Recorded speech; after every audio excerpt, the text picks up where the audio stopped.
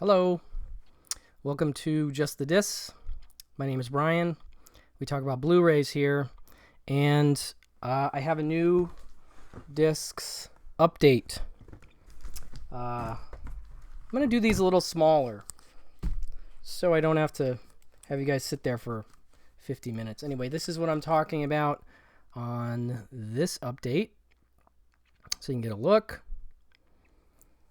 And let's get into it. So I got a couple from Kino on the top here. This is the first one, The Train.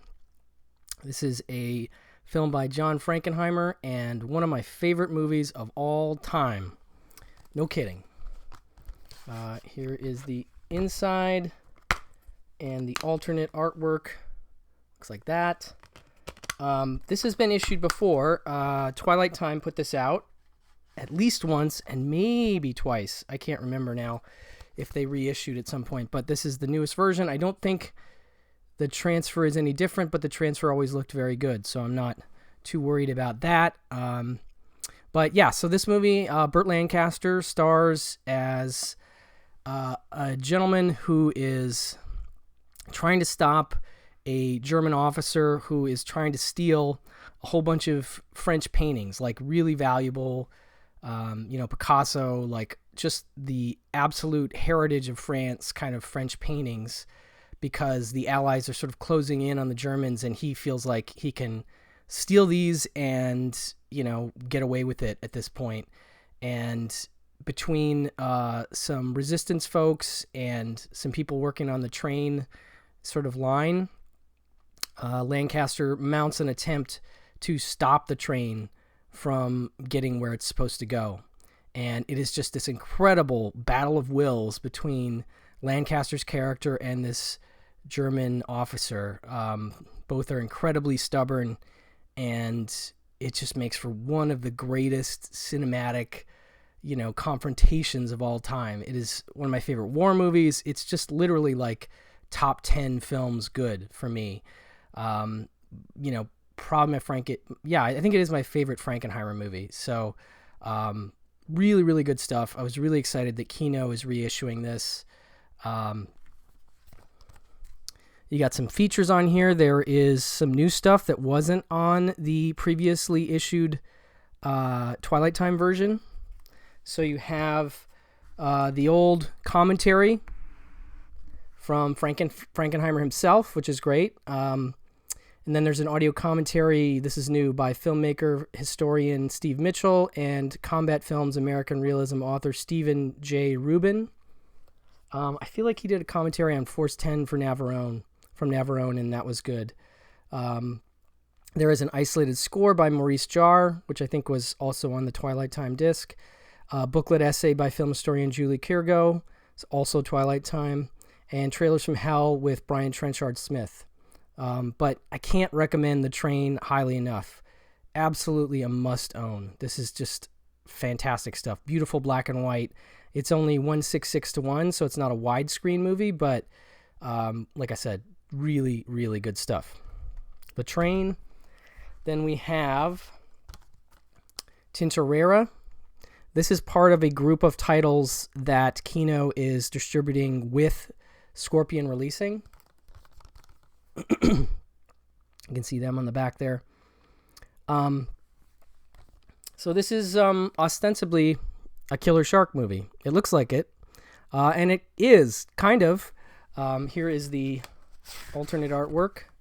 Tiger shark will terrify you. And so I hadn't seen this. I had heard of it for years, but there was always sort of spotty versions available. And so I waited and watched it on this Blu-ray, which looks good. But there is not enough shark in it for me, if I'm being completely honest.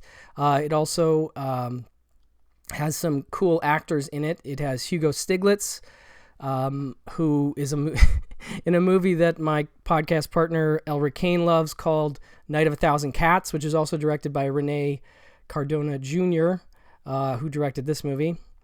It was shot in Cancun, so you have the lovely backdrop of that to sort of occupy you, which is nice. But it becomes more of a hanging out at the beach and on the boat kind of movie with Hugo and then this other guy, and there's initially sort of a competition for Fiona Lewis, who is also in the movie, and who you will recognize as... That's her right there. She always reminds me of Jacqueline Bisset a little bit. And so she is in the film, and then Susan George shows up later, and it becomes almost like a Jules and Jim like trio kind of thing between these two guys and her. And there is some shark stuff in it. One thing I will say, though, for people that are squeamish about animal cruelty, there does appear to be real sharks being killed in the film. They are being shot with like harpoons, or like little harpoon guns, and maybe those little bullet things that you stab into them. And so that put me off a little bit, I gotta be honest, because there's definitely some scenes where sharks are stabbed or shot with those rods, and you can see them bleeding in the water. I mean, it makes for a very interesting looking visual, but you can tell it's not fake. Like, I don't think you can put a blood pack in a shark. And so there is some shark death in this, and on top of it being, like I said, not enough in terms of the shark attacks, there's one in the first half hour, and then it's a long stretch before the next. There's sort of the dread of sharks around the movie, but ultimately it's not until the last 15 minutes or so that we get more shark action. It's interesting. It's definitely an interesting movie, don't get me wrong. If you're going in expecting wall-to-wall shark attacks, or even periodic shark attacks, it's not going to happen, but that doesn't mean the movie's not worthwhile. I do like Hugo Stiglitz. I do like Fiona Lewis and Susan George, so watching them in the film is enjoyable, definitely. But this is a new one from Kino and Scorpion. It has a commentary with Troy Howarth and Rod Barnett, and I was digging that. I enjoyed their track. It's always informative when Troy Howarth is involved. So that is Tinterrera. Then I have a few things I picked up from Diabolic DVD. This is 976 Evil, the Eureka video version of it, the import. This is a Region B locked disc, so you need a multi-region player to play it. Alternate artwork is, of course, the classic VHS cover we saw in every video store growing up. Yeah, every horror section I probably was ever in had that. But I do like the new artwork, and this rewatch, I had watched this, I want to say about 8 years ago, I think for the first time. For whatever reason, I'd never watched 976 Evil until about 2012 or so, and I looked at my Letterboxd rating, and I didn't really care for it at the time, and I think I know why, but this time I found it much more engaging and interesting as a horror film. I think what bothered me probably last time is that Stephen Jeffries, notoriously from Fright Night, is basically the star of this movie, which is interesting. And he is a nerdy kid who gets bullied really, really badly. And I think that must have turned me off.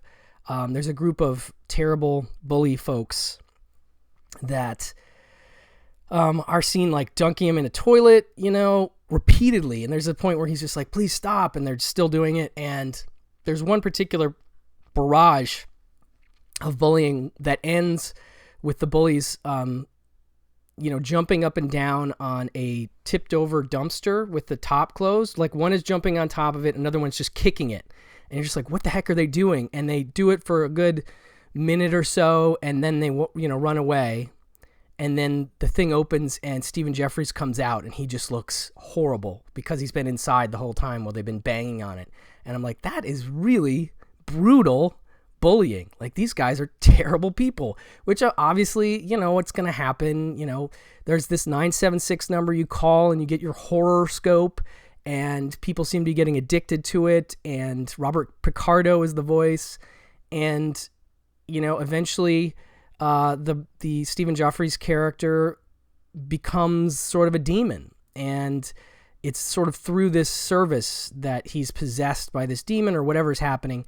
And he runs around and takes his revenge. And it's a great practical effects movie. You have Kevin Yeager working on the effects, as well as, Howard Berger and oh shoot, I'm gonna have to remember. There's KNB, not Nicotero, but anyway. So we have some good effects in this movie, like some good kills and some stuff that I really liked in terms of practical effects. There's some really great stuff. And you have some nice extras on this as well. You have and this is directed by Robert Englund. I'm burying the lead here. For those that don't know, Robert Englund directed this film, but the features are pretty good. It has an audio commentary with Englund and set decorator Nancy Booth Englund. There is the 976 Evil home video version, which is 105 minutes in SD. It's a long extended version, which I didn't get to watch yet. It's from the original home video release on VHS. There's a new interview with producer Lisa M. Hansen, new interview with special makeup artist Howard Berger, and new interview with special effects technician Kevin Yeager, who obviously worked on Nightmare on Elm Street. And those interviews are really cool. Between the Berger and the Yeager interview, they're talking about the different special effects they did and how they did them. And there's some really cool stuff. It's old practical effects, like if somebody is laying on the ground and they get a hand cut off, you had to have another person come in under the floor and get their hand in there and then have a prosthetic. And anyway, I enjoyed the rewatch and I enjoyed this disc. It's definitely better than the domestic Blu-ray that you can get. So I would recommend, if you have a multi-region player, you can snag this from Diabolic DVD. And while I was there, I picked this up, which I didn't get a chance to watch yet, but it sounds fascinating. It's called Short, Sharp Shocks. This is from BFI, and it is a compelling collection that revisits the heyday of the supporting program with a compendium of eerie and eccentric British short films presented for the first time in high def. Settle for a strange cinematic journey through uncanny stories, twists in the tale, low-budget weirdness, and oodles of atmosphere. And there's a whole bunch of shorts on the back there. Lock Your Door, The Reformation of St. Jules, The Telltale Heart, Death Was a Passenger, Portrait of a Matador, 29, The Sex Victims, The Lake, and The Errand. And then it's got some special features. Man with a Movie Camera, 42 minutes, an interview with 29 producer Peter Schillingford, Crazy Mixed Up Kid, that's 2020, 43 minutes. An interview with David McGillivray, writer of The Errand and Telling Tales, Arthur Dent and Adelphi Films in the Family, another 37-minute piece. And then Kate Lees of Adelphi Films discusses the family business and the discovery of the 1953 short, The Telltale Heart, Long Believed Lost. Almost 30, another new thing, 15 minutes, interview with Renee Glynn, script supervisor on 29, that's one of the stories. Splashing Around, another one, 18 minutes, interview with Julie Peasgood, star of The Lake and the House on the of Long Shadows. It's just a really, again, this is Region B locked, but a cool sounding group of British shorts. I'm sorry, I haven't had a chance to check this out yet, but I got it with 976 Evil and also from Diabolic DVD. So then we have a little something from Second Sight. Space Truckers. A lot of people maybe aren't even familiar with this film. This is a Stuart Gordon film. This is a movie he made after Fortress, and apparently the highest budget film he ever made. There's an interview on this disc with Stuart Gordon. It's about 22 minutes, and one of the things he says in that, among other things, he is a frustrated wannabe astronaut, which is part of the reason he wanted to do this blue-collar story about space truckers, people that transport cargo through space. Dennis Hopper being the sort of main guy, and then of course you have Stephen Dorff and Debbie Mazar there. And there's a little conspiracy plot, and it's interesting, but you can see that there's a lot of money in this because it's all created sets. But what I was going to say is he made it after Fortress, and Fortress was, I think, one of his biggest hits. But weirdly, he didn't work for 3 years after that, which he thought was very perplexing. But he's heard stories about people having big successes and not working, like maybe they think you're too expensive. But anyway, so 3 years later, he was able to come up with this idea with a screenwriter, a friend of his, and they were able to get a painting commissioned. And based on the painting, they were able to raise $27 million for this feature. And so it's crazy that that's the largest budget that he ever worked with. But anyway, it's on the screen. It's an interesting film, I gotta say. It's truckers in space. Like the cafe that they stop at is a very cool, like, it's basically like the 2001 circular thing, but it's got like diner booths in it, and there's a lot of cool sets. And he's transporting square pigs, and it's bizarre. But I like this movie. I saw it at a screening at the University of Wisconsin-Madison, where I went to school, and I haven't seen it since then. That was like the mid-90s, whenever this came out. I want to say 96. So right around then, they did a little screening at my university, and I haven't seen it since then. So it was really kind of neat to see it again on Blu-ray. It looks great. And this is Second Sight. It is Region B locked, so you'll need that multi-region player. Again, interview with Stuart Gordon. Scoring Space Truckers, a new interview with composer Colin Towns. The Art of Space Truckers, a new interview with art director Simon Lamont. So some extra features. Second Sight, this is from a couple years ago, 2018 release. But well worth picking up if you like Stuart Gordon, you like space movies, Space Truckers. Just a couple more here. I picked up Stand By Me, 4K.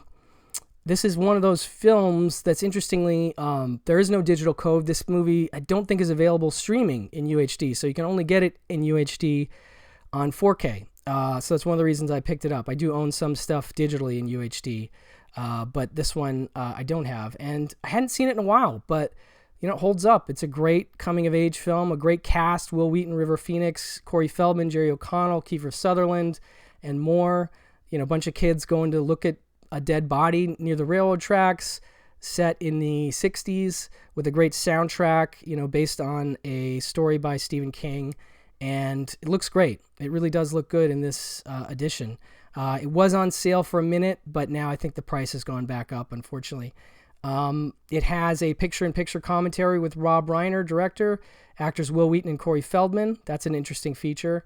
Walking the Tracks, The Summer of Stand By Me, and an audio commentary with director Rob Reiner. And I actually really like Rob Reiner's commentaries. I find them very thoughtful and interesting, and I like his, sort of process as a director, and hearing what his process was on this film. He's got some good stories. So Stand By Me 4K, very enjoyable. And last but not least, this is a movie from last year I got on Blu-ray pretty cheap.